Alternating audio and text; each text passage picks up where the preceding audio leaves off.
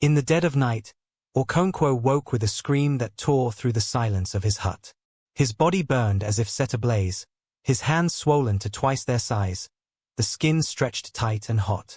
He clawed at them, gasping, but the pain only grew, sharp as 1,000 needles. Welcome back. As you enjoy the story, don't forget to like, comment, subscribe and also share with your friends. Now back to the story. Outside, the village of Umuaro lay still, not a soul daring to approach his door. Whispers had already spread like wildfire. The mad woman he slapped at the market had cursed him. Her hollow eyes, they said, held the power of spirits.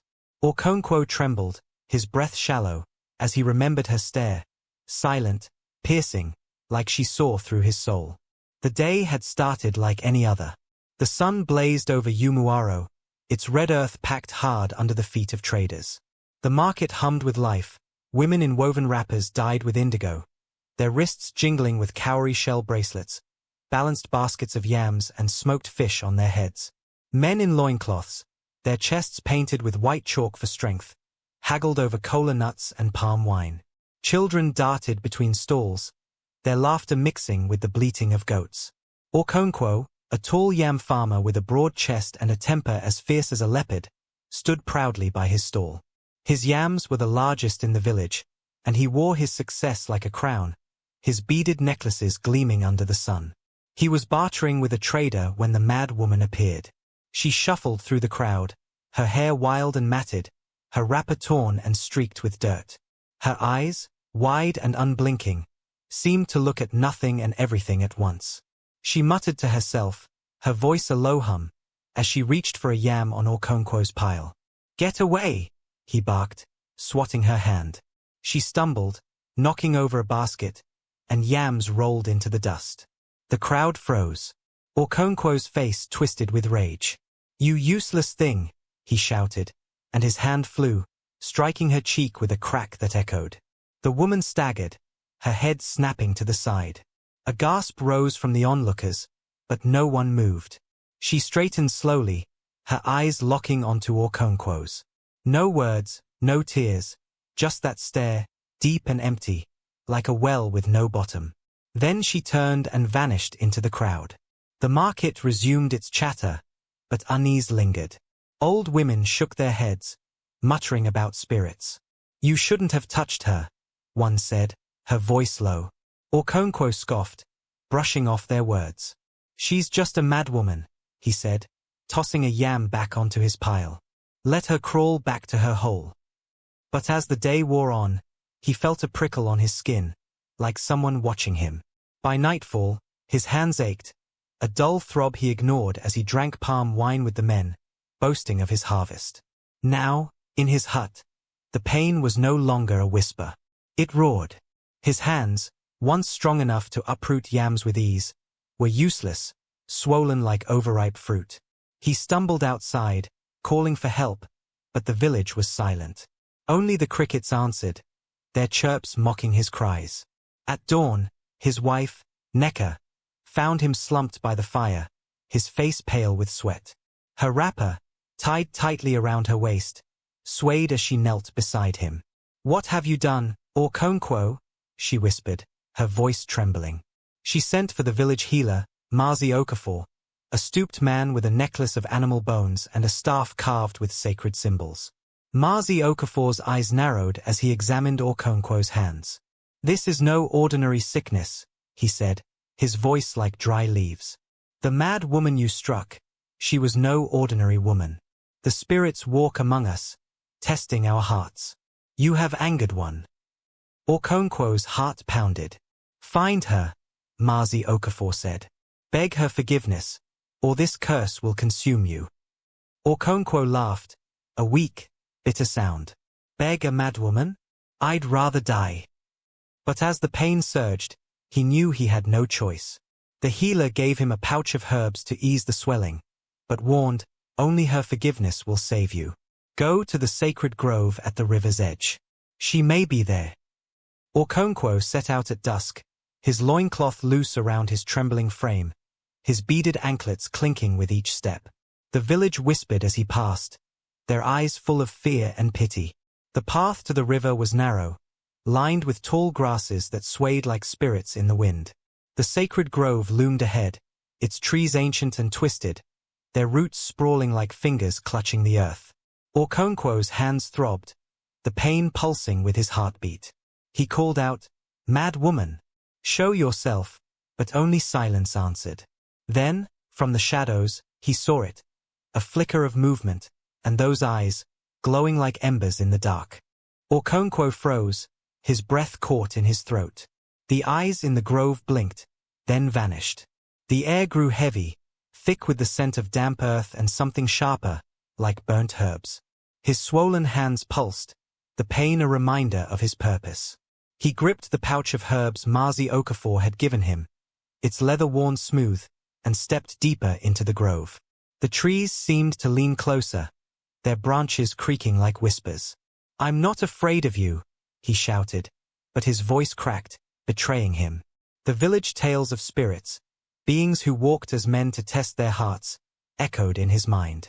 He had laughed at those stories once, but now, with the mad woman's eyes haunting him, doubt gnawed at his pride. Umuaro was a village bound by tradition, its people dressed in the ways of their ancestors. Men wore loincloths of woven cotton, dyed with earth and bark, their chests bare or marked with chalk for strength. Women tied wrappers of indigo cloth, their arms adorned with bracelets of cowrie shells that clinked like soft music. The elders, draped in robes of woven raffia, carried staffs carved with symbols of the gods, Chukwu, the great creator, and Allah, the Earth Mother. Rituals ruled their lives, offerings of palm wine poured into the soil, dances under the moon to honor the dead. Okonkwo had always followed these ways, but his heart was hard, his pride a wall between him and humility. He saw the mad woman as less than nothing, a shadow to be swept away. Now, that shadow hunted him. The grove was sacred, a place where the living met the spirits. No one came here lightly. Okonkwo's sandaled feet sank into the soft earth as he moved, his eyes scanning the darkness. "Show yourself," he called again, but the only answer was the rustle of leaves. His hands burned, the swelling creeping up his arms. He dropped to his knees, clutching the herbs, and whispered a prayer to Allah, something he hadn't done since he was a boy. "Help me," he said, his voice small. A twig snapped behind him. He spun, heart racing, and saw her, the mad woman, standing at the edge of the clearing. Her wrapper hung in tatters, her hair a wild crown of knots. Her eyes, though, were what held him, deep, unblinking, like pools of starless night. She didn't move, didn't speak, just stared. Okonkwo's mouth went dry. I'm sorry," he stammered, the words foreign on his tongue. "I shouldn't have hit you. Forgive me."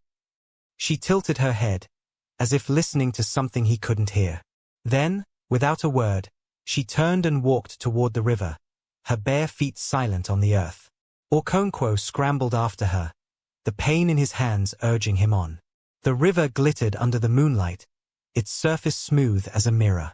The mad woman stopped at its edge, her back to him. "Why do you follow me?" she said, her voice low, not mad but clear, like a bell in the night. Okonkwo blinked, confused. You cursed me," he said. "My hands, they burn because of you." She turned, her eyes softer now, but still piercing. "Did you think before you struck me?" she asked. "Did you see me, or only your pride?" Okonkwo opened his mouth, but no words came. Her question cut deeper than the pain in his hands. She pointed to the river. "Look," she said. Okonkwo knelt, peering into the water. At first, he saw only his reflection, his broad face, his beaded necklaces, his eyes wide with fear. Then the water rippled, and an image formed. A young woman, not mad, dressed in a fine wrapper, her face bright with laughter. She stood in a village much like Umuaro, but older, its huts smaller, its people in simpler attire. A man, tall and proud like Okonkwo, struck her, and the crowd laughed. The woman's face changed, her eyes growing hollow, her laughter turning to murmurs. Okonkwo's heart sank. "Who are you?" he whispered. "I am Kechi," she said, "guardian of this river." Long ago, I was mortal, like you. A man's cruelty broke me, and the gods gave me this form to test the hearts of the proud. Okonkwo's hands shook, not from pain but shame. Your illness is my doing, she said, but it is also your own. Your pride called me to you. She stepped closer, her eyes searching his. Will you learn, or will you fall? Okonkwo swallowed, his throat tight. What must I do? He asked. Nkechi pointed to the village. Return. Show kindness where you showed cruelty. Only then will you heal. Okonkwo stumbled back to Umuaro, his mind spinning. The village was asleep, its fires low, the air thick with the scent of roasted corn. He thought of his wife, Neka, who had begged him to seek forgiveness. He thought of the market, where he'd struck Nkechi without a second thought. His hands still burned, but the pain felt different now, like a weight pressing him to act. At dawn, he would go to the market, not to trade, but to help those he once ignored, the old, the weak, the outcast. But as he lay in his hut, the mad woman's, no, Nkechi's, eyes haunted him. Would kindness be enough, or was the curse deeper than he knew? The sun rose over Umuaro, painting the sky red like spilled ochre. Okonkwo stood in the market, his swollen hands hidden under a cloth, his heart heavy with Nkechi's words. The village buzzed around him. Women in indigo wrappers bartered for fish. Men in loincloths carried baskets of yams, their cowrie shell anklets clinking. Children chased each other, their laughter sharp in the morning air. Okonkwo felt their eyes on him, whispers trailing like smoke. The proud farmer, they called him, but now their voices held pity, not awe. His beaded necklaces, once a mark of wealth, felt like stones around his neck. Nkechi's command echoed in his mind. Show kindness where you showed cruelty. He scanned the market for her, but she was gone, her tattered wrapper and wild hair nowhere to be seen. His hands throbbed, the swelling worse now, creeping to his elbows. The pain was a constant reminder of his shame, but also a spark urging him to change. He approached an old woman, her back bent like a bowed tree, struggling with a basket of cassava. Let me help, he said, his voice low. She looked up, surprised, her eyes clouded with age. Okonkwo? You? She said, her voice trembling.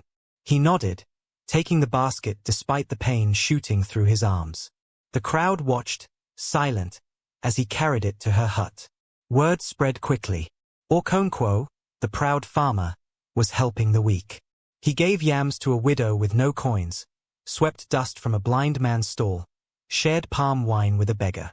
Each act felt strange, like wearing a new skin, but the pain in his hands eased slightly, enough to give him hope. Yet Nkechi did not appear. Days passed, and Okonkwo's efforts grew. He sat with the elders, listening instead of boasting, his loincloth dusty from work, his chalk-painted chest smudged with sweat. The village began to change too. People shared more, argued less, their faces softer when they spoke of him. But the illness lingered.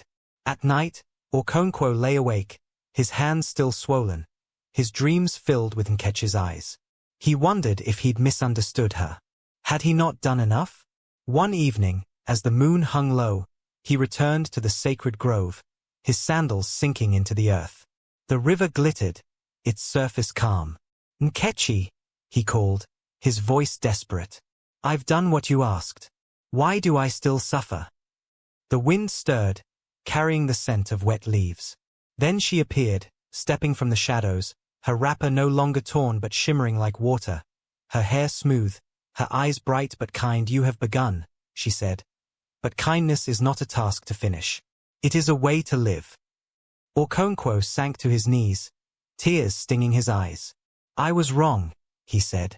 I saw you as nothing, but I was the one blind. Please, release me. Nkechi stepped closer, her hand hovering over his. Your heart is softer now, she said, but the village carries a wound, like I once did. Long ago, my own pride led to my fall. I struck a man in anger, and the gods bound me to this river, to teach others what I failed to learn.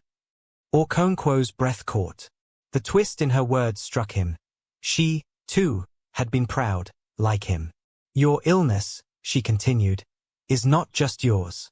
It carries the weight of Yumuaro's forgotten sins, cruelty to the weak, pride over kindness. You must lead them to heal. Okonkwo nodded, understanding dawning. How? He asked. Nkechi smiled, the first time he'd seen it, and pointed to the village. Gather them. Tell my story. Let them see.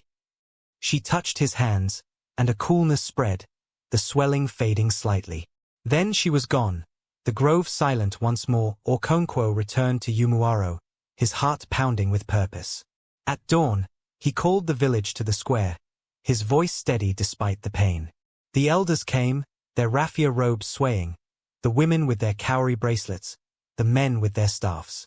Children sat wide-eyed, their bare feet kicking the dust. Okonkwo stood tall, his loincloth simple now, no beads to boast. I wronged a woman, he began, and she was no madwoman, but Nkechi, guardian of our river. She showed me my pride, and I see it in us all. We turn away from the weak, the broken, and think ourselves above them. But they are us, and their pain is ours. He told Nkechi's story, her mortal life, her fall, her curse. The village listened, their faces heavy with shame.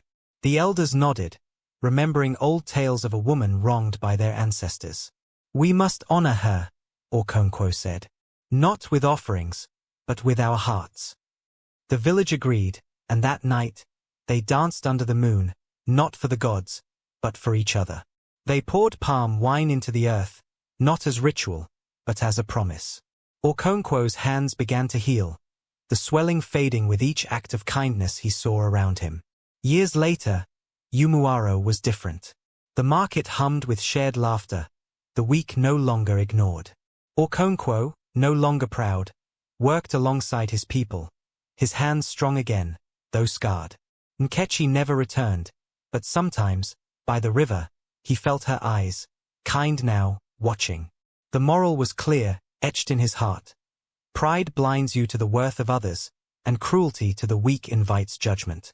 Only kindness, lived every day, could heal a man and a village. Thanks for watching. Please like, share, subscribe and turn on your notification for more. See you soon.